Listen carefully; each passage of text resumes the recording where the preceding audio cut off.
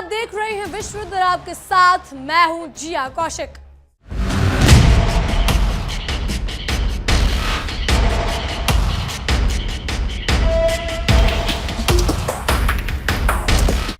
दुनिया के सबसे बड़े सुपर पावर होने का झूठा घमंड पालने वाला अमेरिका आज ईरान के सामने पूरी तरह घुटनों पर आ चुका है और उसकी हेकड़ी हवा में हो गई है। पश्चिम एशिया के समुद्र से लेकर न्यूक्लियर पावर के गलियारों तक जब से ईरान ने अपनी असली सैन्य ताकत दिखाई है, तब से वाशिंगटन के ईरान या वाशिंगटन के व्हाइट हाउस की रातों की नींद और दिन का चैन पूरी तरह उड़ चुका है। खुद को दुनिया का चौधरी और सर्वशक्तिमान समझने वाला अमेरिका अब इस कदर बेबस, लाचार और कंगाल नजर आ रहा है कि वो हॉर्मूज जलमध्य यानी स्ट्रेट ऑफ हॉर्मूज में अंतरराष्ट्रीय जहाजों पर टोल टैक्स वसूलने की भीख मांग रहा है। अमेरिका का ये पैंतरा साफ दिखता है कि मिडिल ईस्ट की सुरक्षा के नाम पर अरबों डॉलर फूकने के बाद अब उसकी जेब खाली हो चुकी है और वहां पाई पाई की भरपाई के लिए तड़प रहा है। इस महायुद्ध का वैश्विक बिसात पर ईरान ने ऐसी अचूक और घातक चाल चली है कि अमेरिकी राष्ट्रपति डोनाल्ड ट्रंप के पास सोशल मीडिया पर अपनी भड़ास निकालने और खोखली धमकियां देने के अलावा कोई और रास्ता नहीं बचा।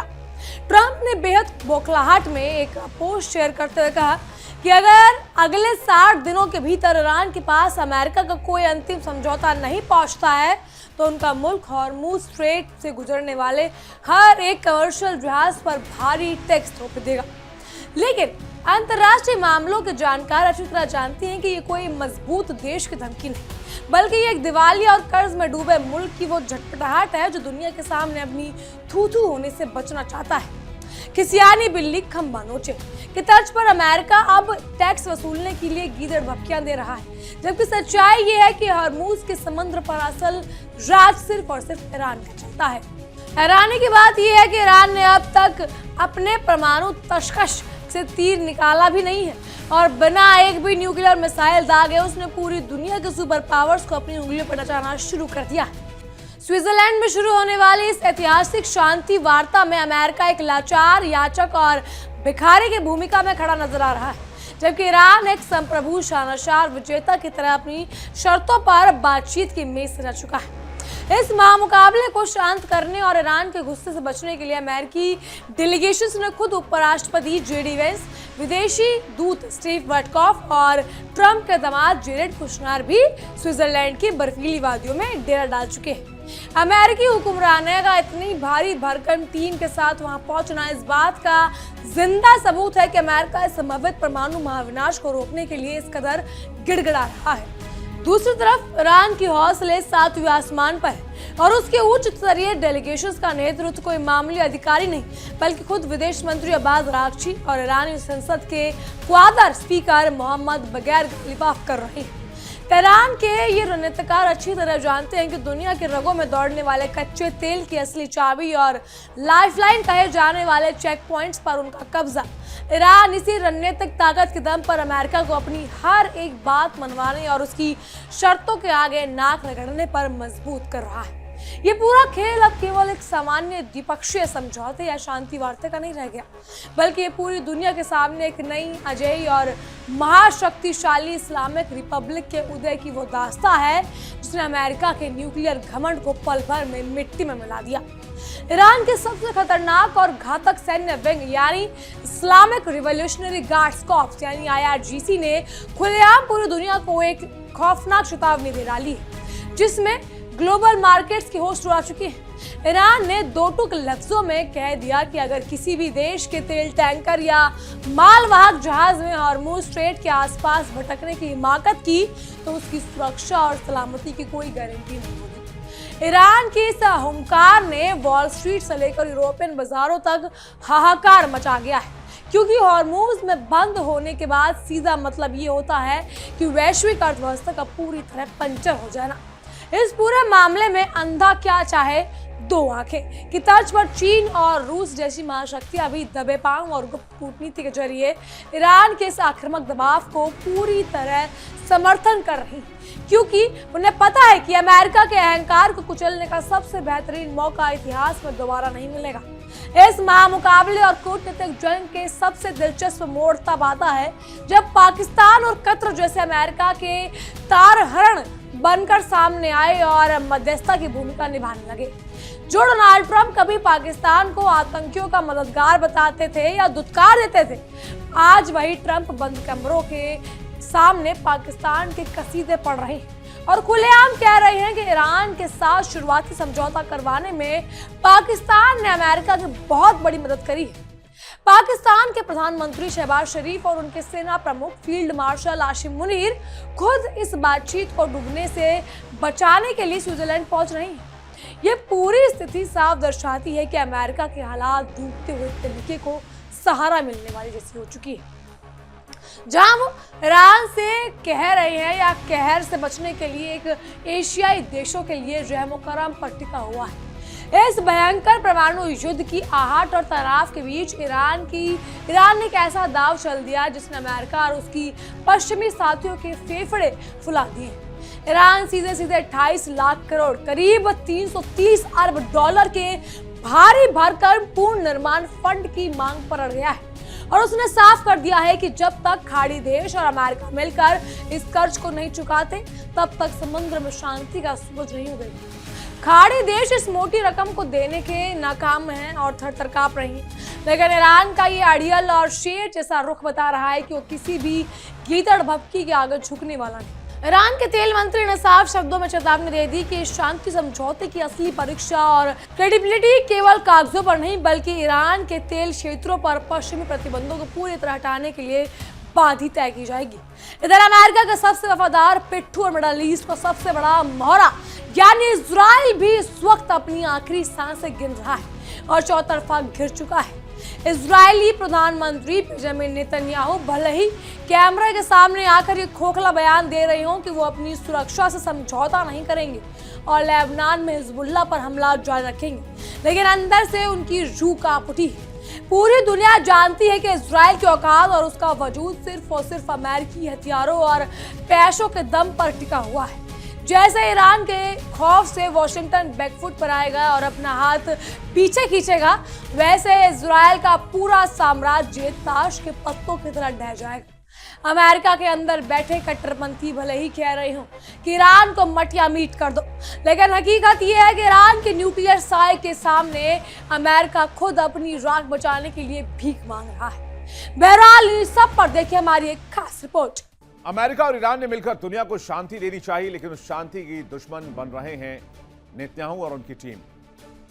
खबर है कि जेडी वेंस के बयान के बाद नेतन्याहू ने करीब 100 से ज्यादा हमले अब तक लेबनान में कर दिए हैं, जबकि ईरान पहले ही साफ कर चुका है कि अगर लेबनान पर हमला नहीं रुका तो शांति डील किसी काम का नहीं है। इसलिए अमेरिका और ईरान के बीच शांति का सबसे बड़ा दुश्मन इजराइल बन चुका है।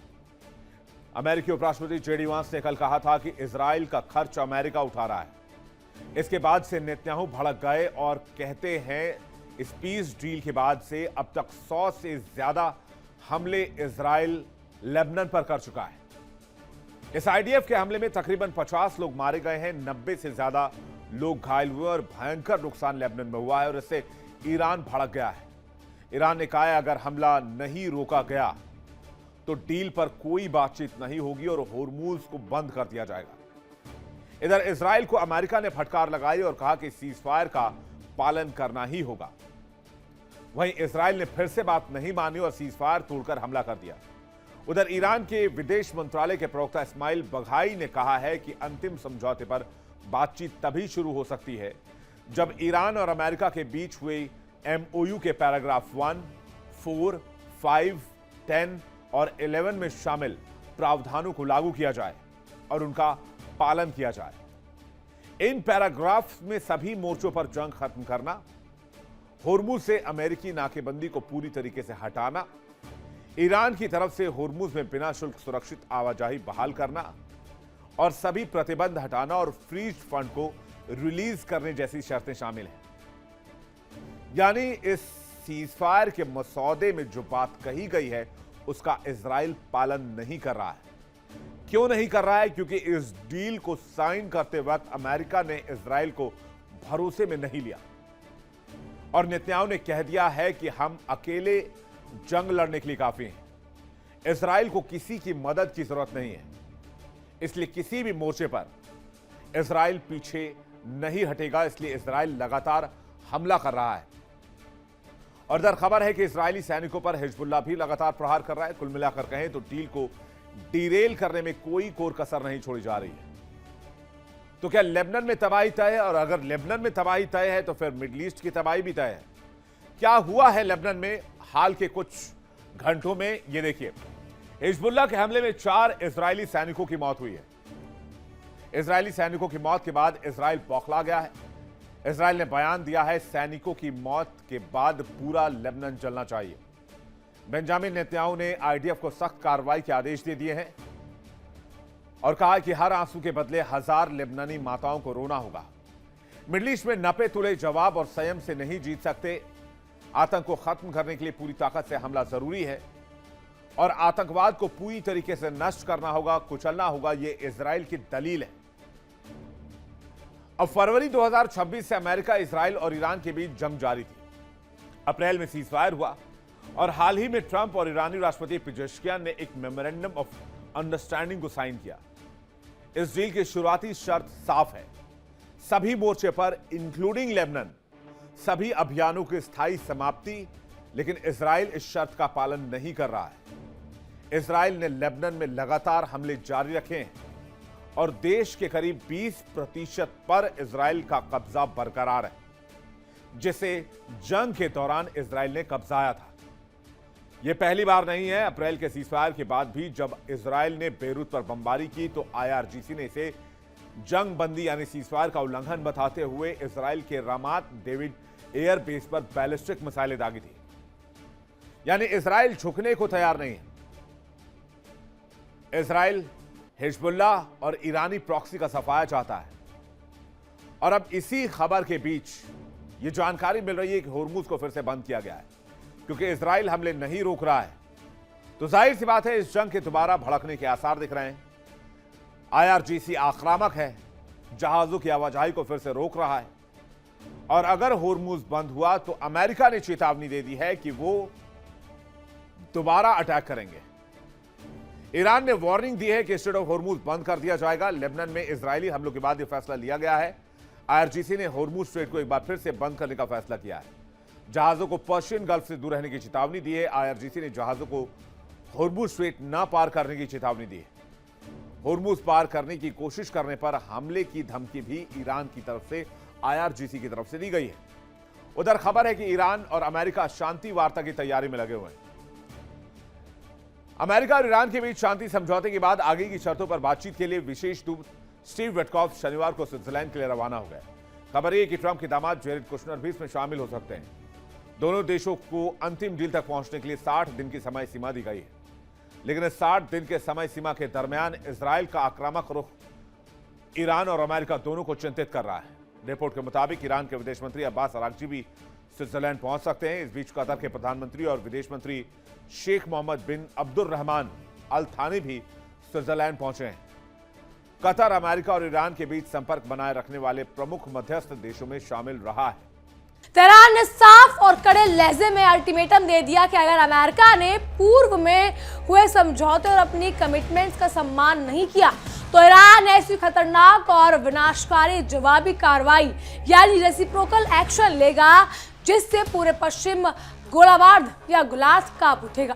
सांप भी मर जाए और लाठी बिना टूटे की बेजोड़ कूटनीति का प्रदर्शन करते हुए ईरान ने अपने रणनीतिक मित्रों की सुरक्षित रास्ता भी मुहैया करवाया है, जिसको उदाहरण तब मिला जब भारतीय झंडे वाले 3 विशाल टैंकर बिना किसी खरोच की होर्मुज पार गए।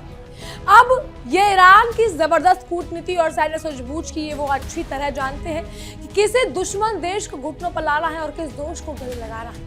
वहीं दूसरी तरफ अमेरिका अपनी खिज मिटाने के लिए केवल कागजी टोल टैक्स की पर्चियां काटने के ख्याली पुलाव बना रहा है। रूस और चीन इस पूरी जंग को पर्दे के पीछे से ईरान को अपना अभेद कवच और असीमित समर्थन प्रदान कर रही हैं, जिसके चलते अमेरिका के सारे प्रतिबंध धरे की धरे रह गए। चीनी रिफाइनरियां और सरकारी कंपनियां बिना किसी अमेरिकी प्रतिबंध के डर के कारण ईरानी कच्चे तेल का धड़ल्ले से आयात कर रही हैं और ईरान की अर्थव्यवस्था को मजबूत बनाए हुए हैं। अमेरिका ने ईरान को आर्थिक रूप से कंगाल करने की जितने भी चक्रव्यूह रचे थे, ईरान ने उन सैकड़ों या सबको अपनी बड़ी बेरहमी से तोड़ दिया। आज इस आर्थिक और सैन्य मोर्चे पर अमेरिका के हालात इस बेबस भिखारी जैसी हो चुकी है, जो अपनी बची कुची शाख और डॉलर की बादशाहत को बचाने के लिए कटोरा लेकर पूरी दुनिया के सामने गिड़गिड़ा रहा है, लेकिन उसकी सुनने वाला कोई नहीं।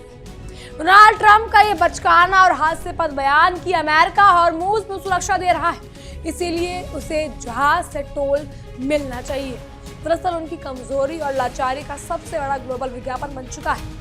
जिस समंदर के चेक पॉइंट पर कभी अमेरिकी नौसेना के बड़े बड़े एयरक्राफ्ट कैरियर सीना तान कर घूमते थे, आज वहां ईरानी नौसेना और IRGC के मरीन कमांडो को डर से अमेरिकी नौसैनिकों को अपनी सांसें रोककर निकलना पड़ता है।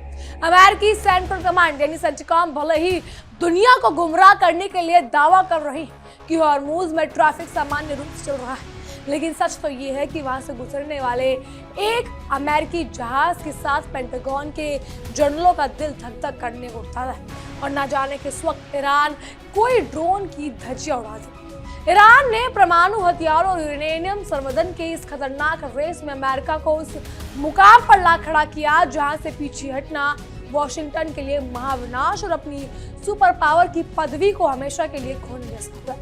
स्विट्जरलैंड के पहाड़ों और आलिशान होटलों में चल रही ये हाई प्रोफाइल बातचीत कोई सामान्य कूटनीतिक मिलन या चाय बिस्कुट की मुलाकात नहीं, बल्कि ये इस सदी की सबसे बड़ी अमेरिकी आत्मसमर्पण वार्ता यानी सरेंडर टॉक साबित होने वाली है। अगर अगले 60 दिनों के भीतर ट्रंप प्रशासन ने ईरान की एक मांग को हुबहू स्वीकार नहीं किया, तो हॉर्मूज का ये चेक पॉइंट पूरी अमेरिकी सल्तनत और उसकी वैश्विक दादागिरी के ताबूत में आखिरी कील साबित होने वाला है।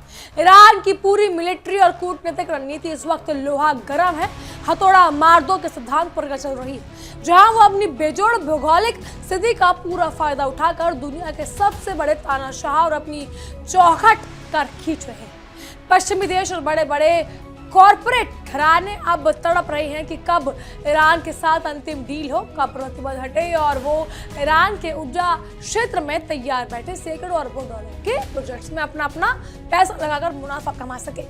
अमेरिका के पास अब इस दलदल से निकलने के लिए केवल 2 ही रास्ते बचे हैं, या तो वो ईरान की संप्रभुता और उसकी सर्वोच्च ताकत को पूरी तरह स्वीकार करके सामने सरेंडर कर दे, या फिर एक ऐसे परमाणु महायुद्ध की आग में कूद जाए जो पूरी अमेरिकी धरती को पल भर में राख के ढेर में मिल सकती है। इस पूरे वैश्विक खेल में ईरान के सुप्रीम लीडरशिप की एक आकांक्षा सत्य सबके सामने आ चुका है। इस आधुनिक दौर में केवल बड़ी बड़ी बातें करने, प्रोपेगेंडा फैलाने और फिल्मों में अपनी ताकत दिखाने से कोई असली सुपर पावर नहीं बनता, बल्कि अमेरिका जैसी ताकत से टकराने के लिए जिगरा और फौलादी इरादे होने चाहिए। अमेरिका का दुनिया का रक्षक और गार्डियन एंजल बनने का पाखंडी नाटक अब पूरी दुनिया के सामने पूरी तरह बेनकाब हो चुका है। ट्रंप की धमकियां अब अंतर्राष्ट्रीय मंच पर सिर्फ एक जोक बनकर रह गई। इस वक्त पूरी दुनिया टकटकाई लगाए बैठी है और स्विट्जरलैंड की तरफ देख रही है कैसे एक स्वाभिमानी लीडर और फौलादी मुल्क ने दुनिया के सबसे बड़े परमाणु संपन्न तानाशाह को बातचीत की मेज पर झुकाने और गिड़ाने के लिए मजबूर कर दिया।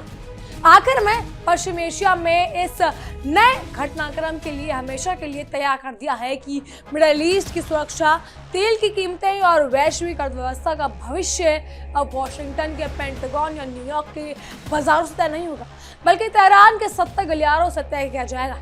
ट्रंप का 60 दिन का अल्टीमेटम और टोल टैक्स लगाने की धमकी दरअसल ईरान के लिए नहीं, बल्कि खुद उनके अपने प्रशासन के लिए उल्टी गिनती है, क्योंकि समय खत्म होने वाला है और जो बाद में महाविनाश होगा उसमें नुकसान सिर्फ और सिर्फ अमेरिका का ही होने वाला है। ईरान ने अपने सैन्य और अन्य ताकत का पल भर में पूरी दुनिया के सामने साबित कर दिया कि खोखली की गड़बड़ियों से इतिहास की धारा नहीं बदली जा सकती। आज का ये नया वैश्विक इतिहास ईरान अपने सुनहरे और फौलादी अक्षरों में खुद लिख रहा है। अब पूरी दुनिया की नजरें इस बात पर टिकी है कि स्विट्जरलैंड की जमीन पर हुई वादियों में अमेरिकी उपराष्ट्रपति वेंस और डेलीगेशन ईरान की शर्तों के आगे कितने जल्दी घुटने टेकता है और किस तरह गिड़गिड़ाकर अपनी बची कुची इज्जत बचाकर वापस वॉशिंगटन लौटता है। अमेरिका वर्सेस ईरान की इस भीषण और ऐतिहासिक जंग में ये संदेश साफ दे दिया है कि दुनिया का ऑर्डर अब पूरी तरह बदल चुका है।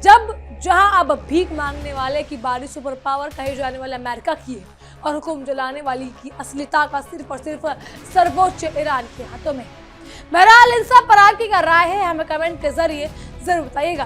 फिलहाल के लिए इतना ही। तमाम खबरों के लिए बने रहिए इंडिया डेली 24/7 के साथ और देखते रहिए हमारी एक खास पेशकश विश्व युद्ध।